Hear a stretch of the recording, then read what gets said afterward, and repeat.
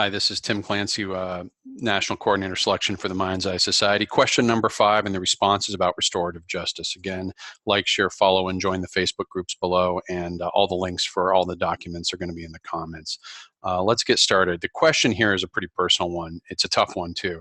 Are you familiar with the practice of restorative justice? If so, what are your thoughts on it, and whether it relates or how it could relate to handle discipline in the Mind's Eye Society? So, I'm not an expert in restorative justice, but I am a person who knows right from wrong when I see it. And let me just explain to you an experience I had. When I came in as Assistant National Coordinator for Arbitrations, I had access to the email archives going back to 2010. There were literally thousands of emails in this ANC ARB. It's a Gmail account. It's all in there. I spent 3 months organizing this. It had been left in pretty good order, but I did a couple organizing. I read every single email that was in there. I did searches. I did everything I could find to understand what had gone on. I wanted to know what had happened before I arrived. And I couldn't find a serious harassment case prior to probably April of 2016, going back 4 years in the club. So right away, I was confronted with the situation of like, well, wait a minute, either we were perfect and there were no complaints, or we weren't investigating them. And that left me with a very uneasy feeling.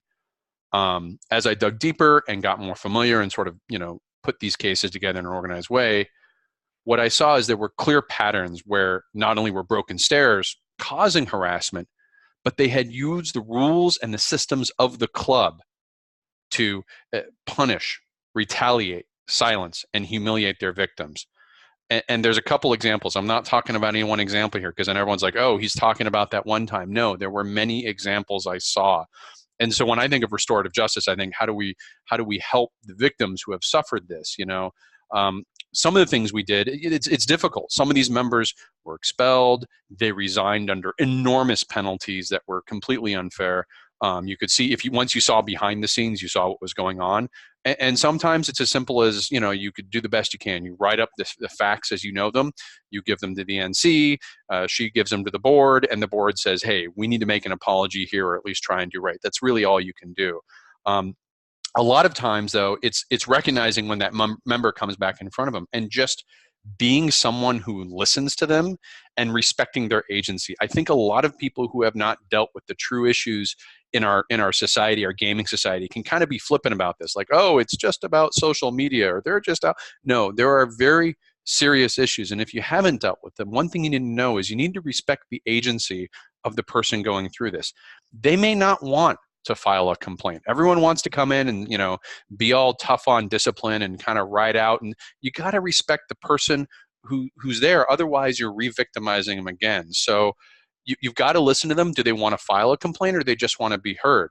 And if they are willing to go forward, how do you support them in the way they understand, sort of what their desires are? We can't always do what they want. We have rules that establish left and right boundaries, but you have to listen to that voice and be open and credible in how you approach this. And so, the takeaway I'm thinking is I would bring to NC is that the most important way I can think of to practice restorative justice is to have a system that doesn't get us back to that spot we were in.